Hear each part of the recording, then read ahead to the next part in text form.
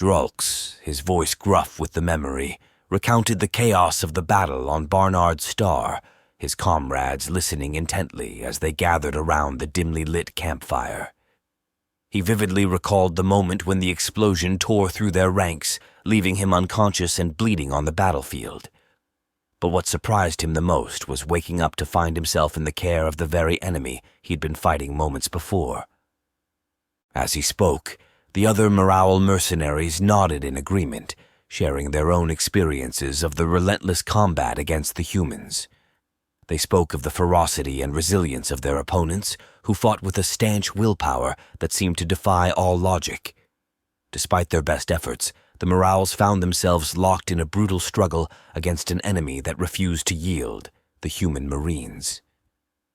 The memory of their initial assault on the human Marines still lingered in Drulx's mind, the images flashing vividly before his eyes as he recounted the intense firefight on Barnard Star D planet.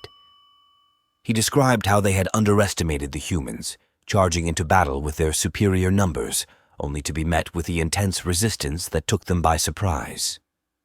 As Drulx spoke, the other Mrowls mercenaries listened intently, their faces grim with the realization of the dreadful adversary they had faced.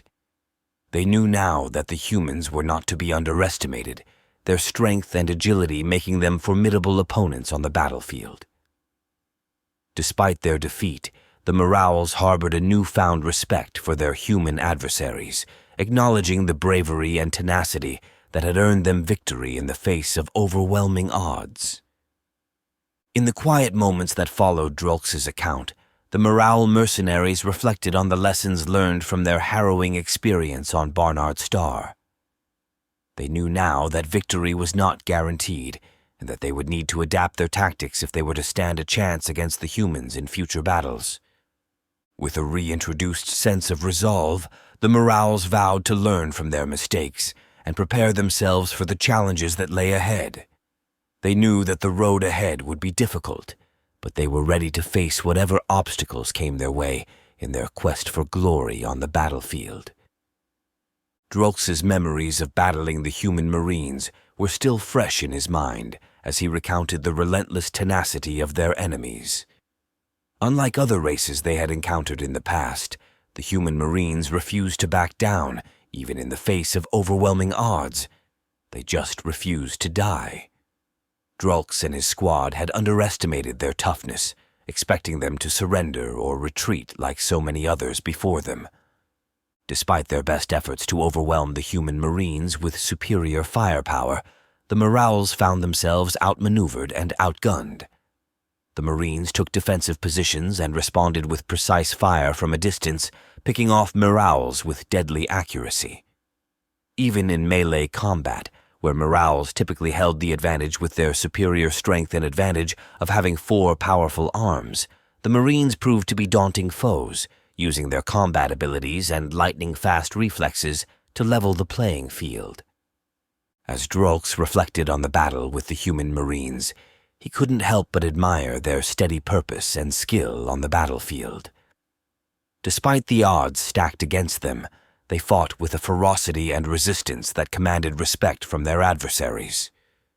Drulx realized that the human Marines were unlike any other opponents they had faced before, and their refusal to yield only served to make them even more challenging. In the aftermath of the battle, Drulx and remnants of his squad had gained a newfound appreciation for the human Marines and the contests they presented. They were facing a new contender to battlefield dominance in the galaxy from these small but fierce warriors. As they prepared for their next encounter, Drulx and his squad were determined to approach the fight with caution and respect for the impressive opponents they would face on the battlefield, as it was just a matter of time until the Mrowls and human Marines faced off once more on another battlefield. Another Mrowls observed Drulx was missing one of his left arms, obviously from the explosion he had mentioned several times before in his story retelling. But he asked Drulx, how did he survive as we Mrowls fought to the death? Drulx replied that the few Mrowls around today that fought the Marines was because of pure chance. Once their air support was thwarted away from the battlefield, the human Navy fighters quickly came in and bombarded them from afar. He found himself as a prisoner of war with the few others that survived. After their interrogation and 6-month captivity, they were freed as part of the Noan-Human Peace Treaty. Creeks, another Mrowls survivor of that battle, recounted the harrowing experience of being ambushed by human marine reinforcements while in the mines. The Mrowls had planned to catch the Marines off guard as they disembarked from their dropships, but to their dismay, the Marines proved to be faster and more organized than anticipated. In a matter of moments, the Mrowls found themselves surrounded, with the human Marines launching a persistent assault. Despite their best efforts to resist, the Mrowls were quickly overwhelmed by the sheer firepower and tactical prowess of the human Marines. Creeks vividly remembered the moment when a rocket-propelled grenade struck him, rendering him unconscious. When he regained consciousness, he found himself confined to a prison cell, the gravity of his situation sinking in as he realized the extent of his defeat. As Creeks languished in his prison cell, he couldn't shake the feeling of frustration and humiliation at being captured by the human Marines. He had misjudged their strength and resolve, and now he was paying the price for his arrogance. The experience served as a sobering reminder of the impressive nature of their adversaries and the need for caution in future encounters. Despite the bleakness of his situation, Creeks refused to give up hope. He knew that as long as he drew breath, there was still a chance for escape and redemption. With steely determination, he resolved to bide his time and wait for the opportunity to turn the tables on his captors. But as Drolks had mentioned, they were freed eventually. Polmk, despite his missing eye, recounted his experience leading his squad deep into the mines during the battle. Convinced that the human Marines were running low on ammunition due to their slowing rate of fire, he saw an opportunity for a close-quarter assault. Expecting the Marines to be exhausted and easy to defeat, Polmk ordered his forces to engage in hand-to-hand combat. However, the reality proved to be far different from what he anticipated. In the midst of the chaotic melee, a human Marine leaped onto Polmk's back and drove a blade into his eye, causing excruciating pain and disorientation.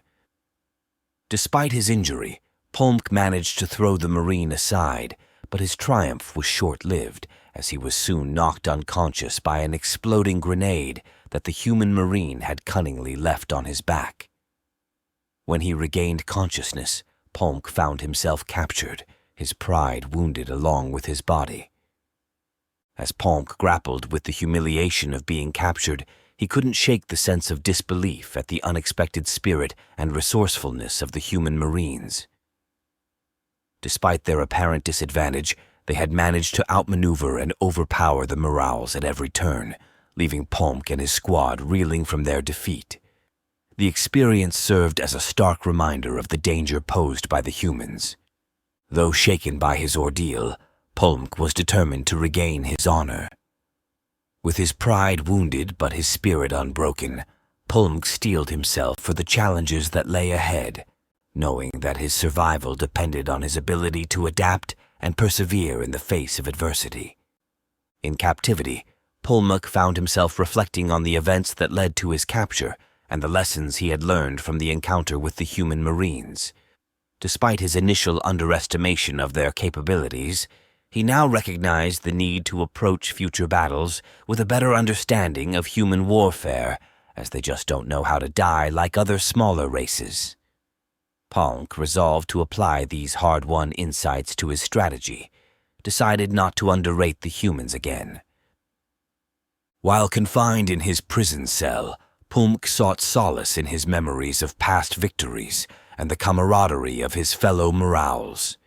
Together, they shared stories of bravery and hardiness, finding comfort in their shared heritage and strength of mind to overcome adversity.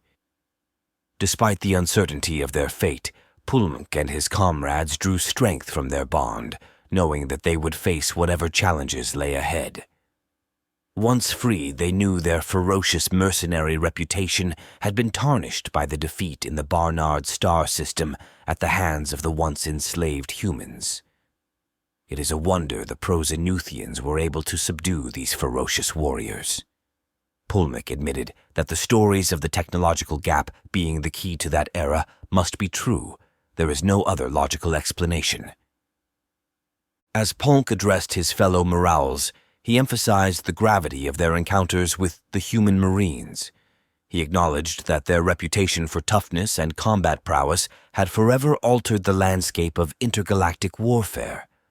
No longer could the Mrowls approach battles with the same confidence and strategy as before. Instead, they would need to evolve their tactics to match the threats of any human Marine adversaries. Pulmek stressed the importance of recalibrating their rates and terms for future battles, recognizing that facing the human Marines would demand a higher price for their services. With a somber tone, Pulk concluded his address by urging his fellow Mrowls to embrace this new reality and prepare themselves for the challenges ahead. He reminded them that while the human Marines posed a clear danger, they were not invincible.